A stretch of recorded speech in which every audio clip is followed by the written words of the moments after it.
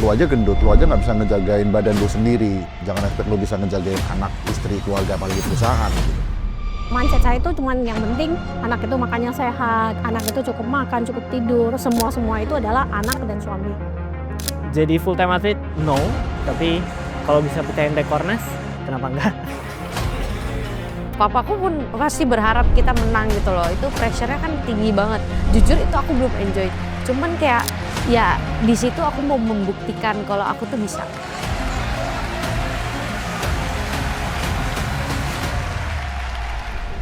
Halo, nama saya Mimi.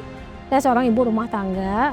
Kegiatannya di rumah ya jaga anak doang sih, tapi sekarang lagi suka banget sama namanya. Kenalin, namaku Justin. Aku sekarang berumur 21 tahun ini dan sekarang kesibukan aku kuliah dan juga latihan buat Hyrox. Perkenalkan, nama aku Jenis Kauri. Aku anaknya Pak Diki.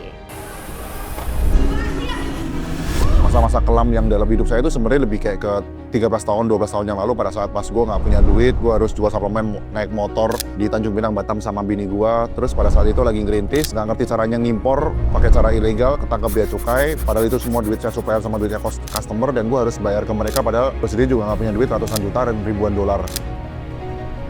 Gue tahu tabungan gue nggak ada, nggak cukup untuk menghadapi krisis, nggak cukup buat nyekolahin anak gue bulan depan atau tahun depan. Terus gue tahu gue nggak punya temen, gue tahu kesehatan gue juga masih nggak bagus, atau let's say keluarga gue masih nggak bagus. Terus gue ngejar satu prestasi, menurut gue itu akan jadi satu kosongan dan kehampaan di mana ngapain dia gue ngelakuin ini.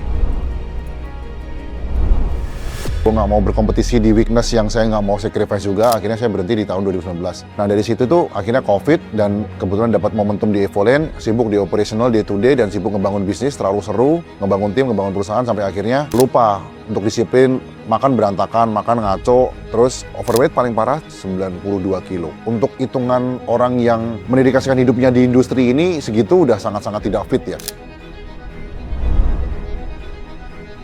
Dan saya sempat frustasinya di mana pada saat saya mau keluar rumah, saya tuh merasa saya nggak punya baju ini. Saya bingung, kenapa sih baju ini kok salah, baju ini juga salah gitu. Ternyata pada saat ini yang saya berdiri di sini, saya baru tahu kalau bahwa itu bukan salah di bajunya. Satu, saya confidence, badan saya gendut, jadi saya pakai apa-apa aja, kesannya seperti ada yang salah. Tapi ya salahnya bukan di bajunya, bukan di pakaiannya, salahnya di diri sendiri. Mereka juga dulu dan aku juga suka minum minuman manis dan lain sebagainya, dan papa mama juga agak gendut ya dan berlemak dan ada foto-fotonya juga gitu ya. Semua yang bikin saya agak takut itu, saya kan punya tiroid. Jadi kayak heart rate saya tuh lebih tinggi dari manusia normal. Itu yang membuat saya takut sebenarnya.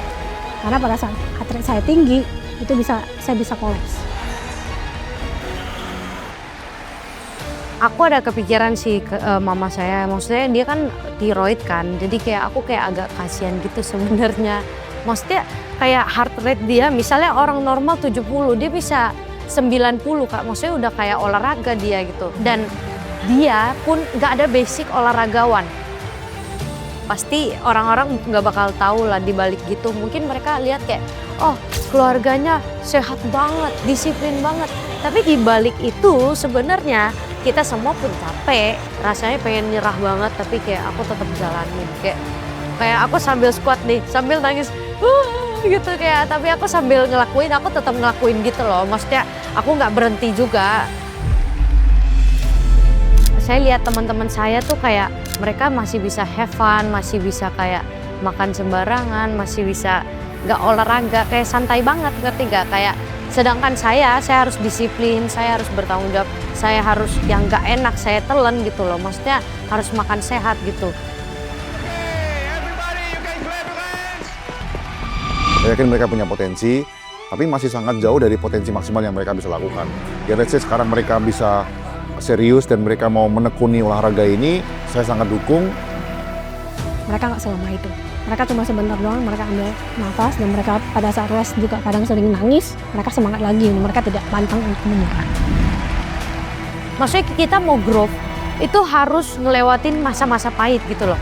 Kalau misalnya kita nggak ngelewatin masa pahit itu, kita nggak bakal berkembang, kita bakal stuck di zona nyaman kita. Jadi kayak, ya menurut saya itu papa saya ngelatih saya untuk saya tuh bertumbuh, bukan stuck di zona nyaman saya dan stuck di sini aja gitu loh. papa saya tuh mau saya gini gitu. Makanya tekan. Nah itu yang justru ngebentuk saya gitu.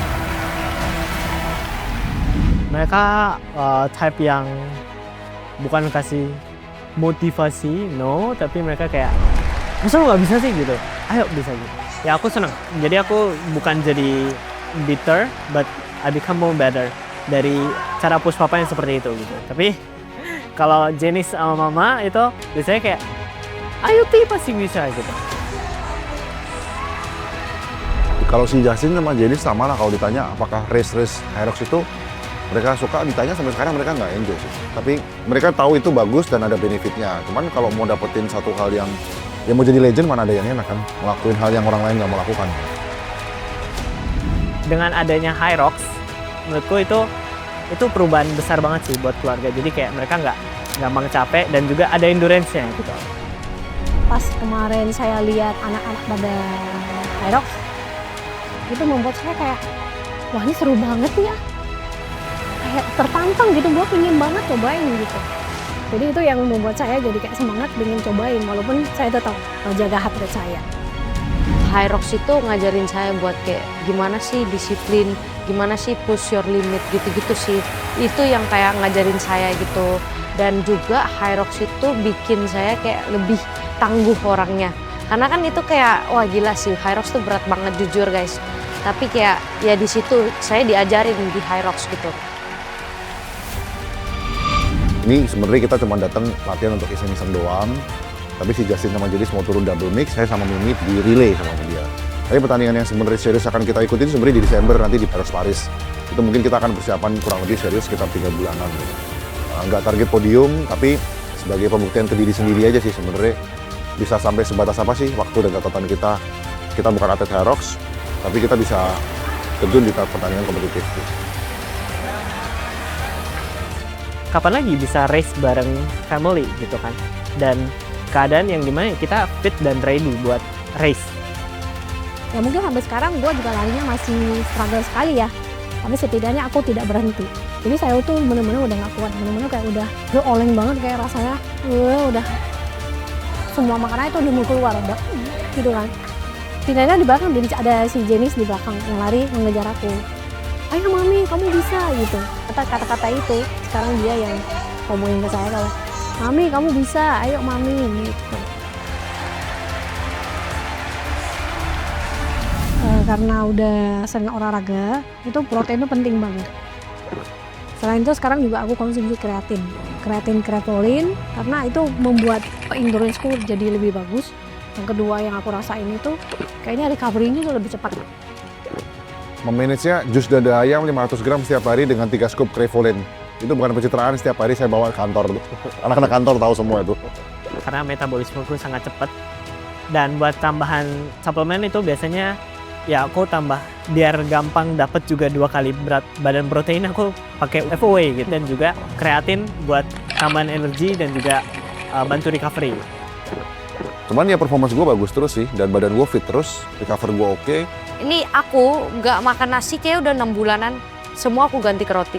Karena aku lagi military diet, cuman buat ngurangin glikogen yang ada di tubuh aku gitu loh. Jadi air-air yang di tubuh tuh biar keluar aja gitu. Ya jadi guys, gua tuh makannya sehat, anti tepung-tepung ya, sorry. Olahraga bisa ditunda, hidup sehat bisa ditunda, tapi umur nggak bisa ditunda gitu kan. Umur atau waktu itu bakal berjalan terus, dan olahraga sekarang atau hidup sehat sekarang itu investasi lah buat nanti kamu tua. Kalau kita mau menjaga orang lain, kita mau menjaga anak-anak kita, suami kita. Tapi kalau diri kita aja kita kan bisa jaga, mulai dari diri sendiri, mencintai diri sendiri, jadi bangun kepercayaan, buat diri sendiri jadi lebih pede, baru kamu bisa menjaga keluarga kamu. Hidup sehat itu udah harus jadi habit dan dari awal gitu loh. Walaupun aku kayak masih kecil banget, masih kayak mungkin Alden harus dari kecil tuh udah hidup sehat gitu loh. Supaya ya dia tidak merasakan sakit-sakitan di masa tua nanti. Karena kalau misalnya orang cuma bilang, nanti aja lah, masih hidup masih panjang lah. Kan kita nggak tahu hidup kita sampai kapan gitu loh. Itu pesannya guys ya, tolong hidup sehat dari sekarang. Jangan sampai nanti kau hidup sehat, nanti kau sudah sakit-sakitan baru hidup sehat. Itu namanya mindset orang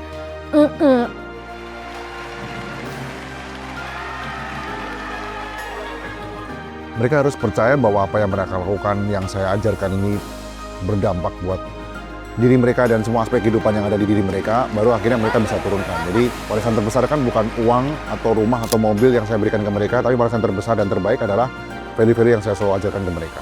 Evelyn, that's my evolution.